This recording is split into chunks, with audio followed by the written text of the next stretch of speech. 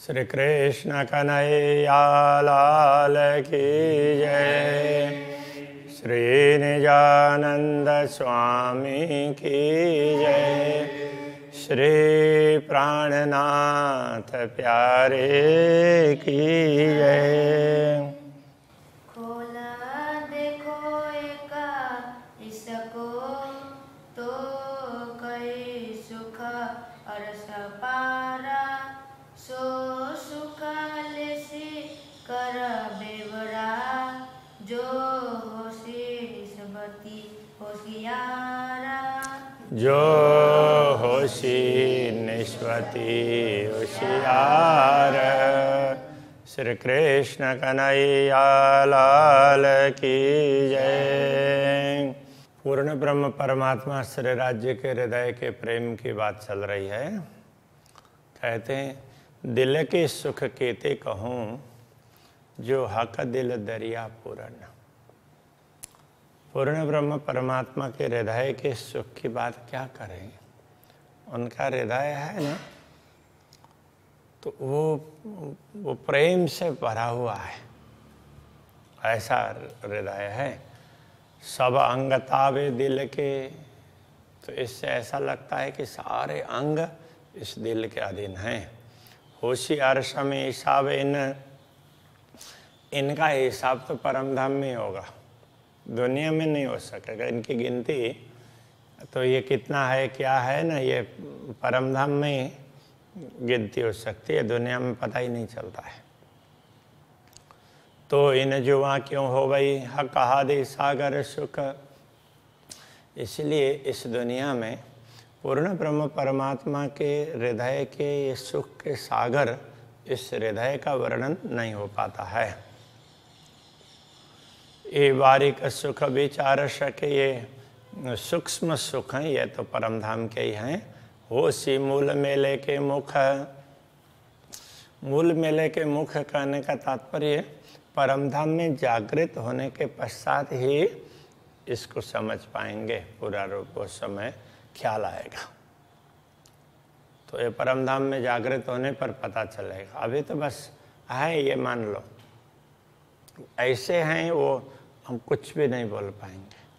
तो जागृत होकर के देखोगे तो पता चलेगा। अभी जितना भी बोलोगे तो ये पता नहीं चलेगा, जागृत होकर के देखने पर ही पता चलेगा। जो अर्थ ऊपर काले वही सो सुख जाने एक का श्रवण। जो बाहर से अर्थ लेंगे ना, बाह्य अर्थ, तो उससे ये पता चलता है कि सो सुख जाने एक का श्रवण। अक्षराते धामधनी का श्रवण इंद्रिय वही इस सुख को समझ सकता है, ऐसा लगता है। एक एक के कई अनेक, एक एक के अनेक सुख हैं। सो कई गुण मगज लेवे मोमिन। तो ऐसे अनेक गुण हैं, एक एक गुण, एक एक इंद्रियों के भी ना, वो उसमें भी अपार सुख है। तो उन गुणों को ब्रह्मात्मा ग्रहण कर सकती है। उनके ब्रह्मात्मा ही अपने दिमाग में समझ सकती है, ऐसा कहना पड़ेगा। मगज लेवे का तात्पर्य वो समझ सकती है। कई अंग तावे कान के, कितने अंग कान के अधीन हैं। कान अंग सिरदार, तो लगता है कि कान के तरफ देखते हैं, कर्ण इंद्रिय के तरफ, लगता है यही सबसे श्रेष्ठ है। हृदय की तरफ देखेंगे तो वही सबसे श्रेष्ठ लगता है। तो कहने का तात्पर्य परम धाम के कोई भी अंग है, राज्य के कोई भी अंग है, वो श्रेष्ठ ही है। परम धाम की कोई भी सामग्री दुनिया के हिसाब से तो सबसे अधिक श्रेष्ठ है।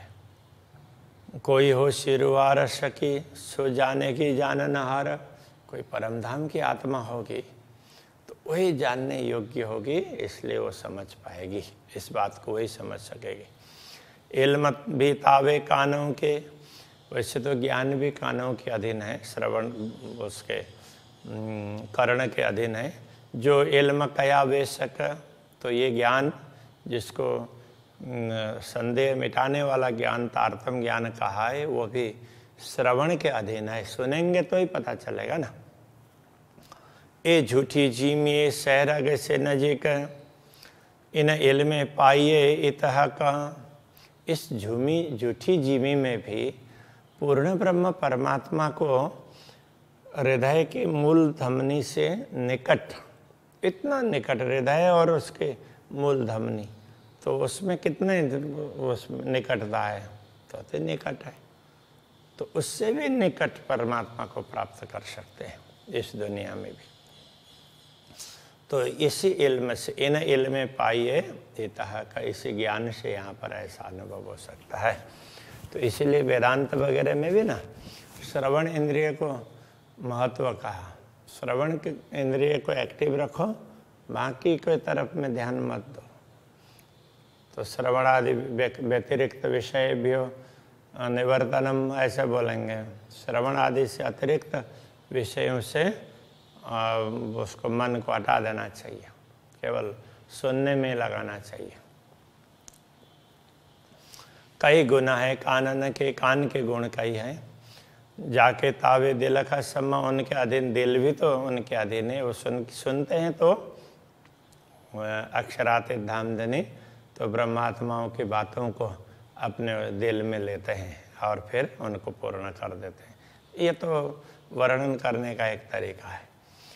क्यों सिफत कहो इन दिल की, अब इस दिल की महिमा की क्या बात करें। जिन दिल तावे हुकुम, जिस दिल के अधीन हुकुम है उनका आदेश।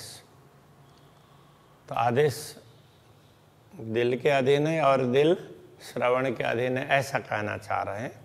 ये एक श्रवण के महत्व को बताने के लिए है। दुनिया के हिसाब से देखें तो दिल ही महत्वपूर्ण होता है, और परम धाम में तो किसी को छोटा तो बोल ही नहीं सकते, कोई छोटा होता ही नहीं है। हुकुम इल्म तावे, कान के हुकुम और इल्म दोनों ही कान के तावे हैं। मेहर दिल तावे, इसके मेहर कृपा और हृदय ये प्रेम के अधीन है।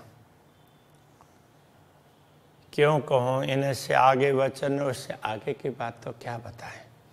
कानों तावे भय सागर, ये सभी श्रवण के अधीन हैं। सुनते हैं तो हमारी बात सुनेंगे, अक्षराते धामधनी, तो हमें कुछ भी उत्तर देंगे, हमारे लिए कुछ करेंगे ना। तो वो कानों से नहीं सुनेंगे तो कैसे होगा। वैसे तो अक्षराते धामधनी तो दिल से भी सुनेंगे। परम धाम में तो क्या है, एक ही इंद्रिय है, उससे सब इंद्रियों का काम होता है। तो एक इंद्रिय में भी इतनी क्षमता होती है। इसलिए ये तो वर्णन के हिसाब से बता रहे हैं।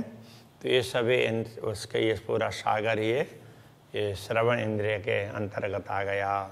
निकट न सके आशिक हक के एक अंग से, इस प्रकार से ये बताया इसलिए कि किसी एक भी अंग का चिंतन करती है आत्मा, तो उससे वो बाहर निकल नहीं सकती। तीन अंग ताबे कई सागर, अरस रुए पड़ी इनमें, उस एक ही अंग के अंतर्गत उसके अधीन अनेक सागर हैं। सारे गुण उसी के अंदर आ जाते हैं। फिर उसमें से बाहर निकलने का तो कोई प्रश्न ही नहीं उठता है ना। इसीलिए वो एक में ही लगी रहती है। फिर राज्य चाहेंगे तो दूसरे में भेजेंगे, इस तरह से समझाया। जो सागर कहे तावे कान के, जितने सागर कान के अधीन हैं। तीन सागरों तावे कई सागर, उन सागरों के अधीन और कितने सागर हैं। एक सागर के अधीन अनेक सागर हैं, उनके अधीन अनेक सागर है। इस तरह से एक ही इंद्रिय हो, एक ही अंग हो, उसी के अंदर सहारा ही सुख मिल जाता है। तो फिर ब्रह्मात्मा को उसी से तृप्ति हो जाती है, तो दूसरी तरफ कहाँ दृष्टि जाएगी। तो जाती ही नहीं है, उनके हिसाब से तो नहीं जाती है। किंतु अब राज्य को तो उनको सारे अंगों का अनुभव करवाना है ना, इसलिए वो उसके बाद में एक के बाद दूसरे का दर्शन करवाएंगे, दूसरे के बाद तीसरा के करवाएंगे। ये राज्य के ऊपर है। जो गुण देखो हाका एक अंग, याथे रुव निकसे क्यों करा। इसलिए अक्षरातीत धामधनी की एक ही अंग के गुण देखने लग जाती है, तो आत्मा उसमें से निकल करके दूसरे अंग पर, अंग तक पहुंच नहीं पाती है। जो गुण मैं कहती हूँ हका अंग गुण अपार, हमने तो एक गुण की बात कही है। श्री राज्य के अंगों में तो ऐसे अनंत गुण है, उनका कोई पारावारी नहीं है।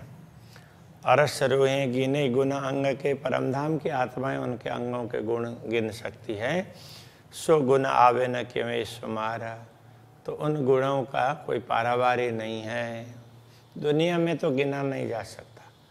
और परमधाम में परमधाम के हिसाब से परमधाम की आत्माएं जागृत होने के पश्चात गिने तो उसके लिए कुछ कह नहीं सकते अभी, ऐसा कहना चाह रहे हैं। सुनो मोमिनो एक ए गुण, एक अंग ऊपर के कान। सुनो मोमिनो एक गुण ए गुण, हे आत्म ब्रह्मात्मा, इस एक गुण की बात आपको बताई नहीं यहाँ पर, वो एक उसको एक अंग ऊपर के काना, ऊपर से बताने के लिए आपको बाह्य एक श्रवण इंद्रिय की बात कही है, इसके गुण की बात कही है। अंग अपार कहे कई बातों न, उसके अंदर छिपे हुए तो और अपार गुण है, अपार अंग छिपे हुए हैं, तो एक ही अंग से अपार अंगों का लाभ प्राप्त होता है। अजु जुदे भूषण शुभान, इसी प्रकार से अजु का तात्पर्य अभी, जुदे भूषण शुभान, उनके आभूषण की बात करेंगे तो एक ही, अब अभी तो गुण की बात कर रहे थे, अब आभूषण की बात करेंगे तो क्या होगा, तो आभूषण भी अलग अलग दिखने लग जाएंगे। जैसे एक ही अंग में अलग अलग अंगों का भाव दिखेगा, तो उसी प्रकार से आभूषण भी दिखेंगे ना। जैसी सेवा शोभा देखो साहेब की, तैसी कानों पहने भूषण। अब वो बता रहे हैं कि जैसी शोभा देखो साहेब की, अक्षराते धामधनी की जैसी शोभा देखने की इच्छा होती है ब्रह्मात्मा को, तो उनके कर्ण में उसी प्रकार के आभूषण दिखाई देते हैं। आसमान जिमी के बीच में हो रही सबे रोशन, उन आभूषण का उस आभूषण का प्रकाश पूरे भूमि से लेकर के आकाश तक छाया हुआ रहता है। एक अंग में कई खूबियाँ, इस प्रकार एक एक अंग में कई खूबियाँ हैं। सो एक खूबी कही न जाए, उनमें से एक विशेषता का भी वर्णन नहीं हो सकता।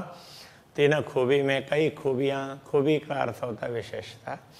उन एक विशेषता में भी असंख्य विशेषताएं, कई अनेक, गिनती हो न ताए, उनकी तो कोई गिनती ही नहीं हो सकती। सो खूबियाँ भी अरस की, तो अब ये विशेषताएं भी परम धाम की है, दुनिया की नहीं है। सो खूबियाँ भी अरस की, जाके कायम सुख अखंड, उनके सुख तो अखंड है, उनसे जो आनंद का अनुभव करते हैं वो कभी मिटने वाला नहीं है, कम होने वाला नहीं है। सो कायम सुख, इत क्यों कहूँ, इस नश्वर जगत में अखंड सुख की बात कैसे हो पाएगी, कैसे कहूँ। ये जो जुआ इन पिंड, ये जुआ उस बात को बताने वाली ये जुआ है ना, ये भी इस नश्वर देह की है, इसलिए उससे उस सुख का वर्णन नहीं हो सकता। क्यों वर्णन अरस अंग को, इस प्रकार परमधाम के अंगों का वर्णन कैसे करें, वो संभव नहीं है। एक अंग में अनेक रंग, एक एक अंग में अनेक रंग हैं, कहने का तात्पर्य अनेक विशेषता है। जो देखो ताकि एक रंग को, उनमें से एक रंग, एक विशेषता को देखेंगे तो तीन रंग रंग कई तरंग, उनमें एक में भी अलग अलग विशेषताओं के अलग अलग रंग की तरंगें दिखाई देने लग जाएगी। सो एक तरंग ना कह सकूं, उनमें से एक तरंग की भी बात करने लग जाएं तो वो भी बता नहीं पाएंगे। एक तरंग कई किरण, उस एक तरंग में भी अनेक प्रकाश अनेक किरणें निकलती है उसमें से। जो देखो एक किरण को, उस एक किरण को देखने लग जाएंगे तो पार न पाऊँ गुण तीन, तो उसकी भी विशेषता, या गुण कहने से विशेषता, उसके गुणों का भी पार नहीं पा सकते। उसमें भी एक में भी अब एक में भी कई किरणें दिखाई देगी और उसमें कई तरंगें दिखाई देगी, इसलिए उसका कोई पारावार नहीं है। ये नमूना देता हूँ, ये तो एक उदाहरण दे रहे हैं। सो रूहें जाने जो सिफत करता, जो ब्रह्म आत्माएं हैं इस विशेषता को समझती है, तो वो इस बात को समझ जाएंगी। यथार्थ शब्द न पहुँचे, यथार्थ बात है, उसके लिए दुनिया के शब्द नहीं पहुँच सकते। तो जो वहाँ पहुँचे क्यों हक से पता। इसलिए ये जिह्वा पूर्ण ब्रह्म परमात्मा की महिमा के गायन करने में कैसे समर्थ होगी, तो पहुँच ही नहीं पाती। जो कबो कानों ना सुनी, जो कभी कानों से सुना ही नहीं है, सो सुन जीव गोते खाए, उसको सुन करके जीव है गोता खाने लग जाता है। ऐसी बातें अभी तक सुनाई नहीं दी थी ना, अब थोड़ी सी सुनी तो सुन करके उसी में खोने लग जाता है। दम ख्वाबी बानी बे वाहे दत्त की ये ख्वाबी दम है, वाहे दत्त की वाणी अद्वैत भूमिका के वचनों को सुन करके सुनते ही उड़ जाए, वो तो सुनते ही मिट जाएगा। इसलिए वो पूरी बातों को सुन ही नहीं सकते। इसलिए जो सुन रहे वो थोड़ी बात है, तो अंदर से अनुभव करो, आत्मा से अनुभव करो। आत्मा बहुत कुछ अनुभव कर सकती है, और ये आत्मा भी परात्मा जैसा अनुभव करती है उतना तो नहीं कर पाएगी। इस बात को समझना चाहिए। श्रवण गुण गंज क्यों कहो, श्रवण के गुणों का गंज का तात्पर्य अपार गुण, उनको क्या बताएं उनके विषय में। जाके तावे हुए कई गंज, उनके अधीन तो ऐसे अपार गंज है, ऐसे अपार गुण हैं। इन गंजों गुण सुख सो जानही, इन अपार सुखों का, अपार गुणों का सुख तो वही समझ सकते हैं जिन बकाहा का समझ है, जिनको पूर्ण ब्रह्म परमात्मा की समझ है। पूर्ण ब्रह्म को जो समझते होंगे वो उनके गुण को अवश्य समझेंगे। गुण एक अंग कहो न जावही, इसलिए उनके एक अंग के गुणों का भी वर्णन नहीं हो सकता है। जो देखो दिलधारा, यदि इसको आप हृदय पूर्वक विचार करेंगे तो पता चलेगा। तो गंज आलेखे अपार के, अब ऐसे तो अपार विशेषताएं, असंख्य विशेषताएं हैं। सुख कहूँ क्यों कर, तो उसमें से प्राप्त सुख, उसका क्या वर्णन करें, वर्णन ही नहीं हो सकता है। ए जब देखो गुण श्रवणा, इन गुणों को जब श्रवण गुणों को देखते हैं, जानो कोई नहीं इन सरवर, इसलिए उसके समान दूसरे तो है ही नहीं ऐसा लगता है, क्योंकि उसका कोई पारावार नहीं है ना। इसलिए तो हम तो उतने तक ही समझते हैं, उस समय दूसरे का ख्याल ही नहीं आता है। सहुर करो एक गुण सुख, एक गुण के सुख पर जरा विचार करो, उसको समझ लो, तो जाए निकस उम्र, तो पूरी उम्र बीत जाएगी उसको समझने जाएंगे, तो फिर तब भी पूरा नहीं होगा। ताथे सुख और अंगों के, इसलिए और अंगों का सुख सो भी लिए दिल चाहे, लगता है कि दिल को उस और भी तो सुख मिलना चाहिए, इसलिए इतना ही वर्णन करते हैं। ये तो एक वर्णन की शैली है। देखो पूरी उम्र बीत जाएगी तो भी बता नहीं पाएंगे, तो इसलिए अब इतना ही बताते हैं, अब और सुख के तरफ जाते हैं। ना तो श्रवण तावे कई गंज हुए, अन्यथा मात्र एक श्रवण इंद्रिय के अधीन भी ऐसे अपार सुख हैं। ताको एक गुण दिल न समाए, उनका एक गुण भी हृदय में समा नहीं पाता है। ए सुख बिना हिसाब के न जाने मोमिन दिला रस, तो ये सुख हैं हिसाब बिना के असंख्य हैं, और जो जिनका हृदय परम धाम है ऐसी ब्रह्मात्मा ही समझ सकती है। ए रस जिन रूहों पिया सोई जाने रस अरस परस, तो जिन आत्माओं ने इस रस का आस्वादन किया है वही एक दूसरे को इसका गुण भी बताती है और उससे समझ भी पाती है। जो देखो सारी कुदरत सो भी इन श्रवण की बरकत, अब पूरा सामर्थ्य को देखें, तो ये सारी सृष्टि है, ये सारी सृष्टि ये भी इन श्रवणों की विशेषता है। श्रवण इंद्रिय से ही ये सृष्टि हुई है, मतलब पूरी सृष्टि का मूल कारण इतना ही है। जो विचार करो इन तरफ को तो देखो सब में यही सिफत। तो इस पर विचार करोगे तो लगेगा सब में इसी प्रकार की विशेषता है, सब गुणों में। इस पर विचार करेंगे तो पता चलेगा। जो सौर कीजिए आकाश सिफत है, अक्षरातीत धामधनी की महिमा पर विचार करेंगे तो ये तो हक वका श्रवण, ये तो मात्र श्री राज्य के श्रवण इंद्रिय की विशेषता बताई है। ये सुख क्यों आवे सुमार में, उसका भी कोई पारावार नहीं है। कछो लिया दिल अरस मोमिन, तो ब्रह्मात्माओं ने अपने दिल में उसका थोड़ा सा अंश धारण किया है, उसका पारावार ही नहीं है। जेता सहूर जो कीजिए, जितना सहूर करते रहेंगे समझते जाएंगे, सब सिफतें सिफत बढ़ता एक के बाद दूसरे वो गुण की महिमा बढ़ती जाती है, बढ़ती जाएगी। जो कभी आई बोए इसका, उसमें से थोड़ी सी भी सुगंध प्राप्त होगी तो जो मुख न हरफ कड़ता, तो फिर इस मुंह से कोई शब्द बोले नहीं जाएंगे बस। तो प्रेम में रसमगन भई सो क्या गावे, ऐसा हो जाएगा। कौं हुक्म महामत मोमिनो, महामति कहते हैं हे ब्रह्म आत्माओं, श्री राज्य के आदेश से ही कह रहे हैं। क्यों कहे जाए गुण कानन, कान श्रवण इंद्रिय के गुण बताए जा सके ऐसे नहीं है। जाके तावे कई गंज सागर, उसके अधीन तो अनेकों सागर भरे पड़े हैं। इस सुख सह सके हर सके तना, उस सुख को तो परमधाम की परात्मा ही उन सुखों को समझ सकती है, ग्रहण धारण कर सकती है, बाकी तो उनको धारण नहीं कर पाएंगे। तो इस तरह से वो विशेषता है, उसको समझना चाहिए। ये समझ बताइए। श्री कृष्ण कन्हैया लाल की जय।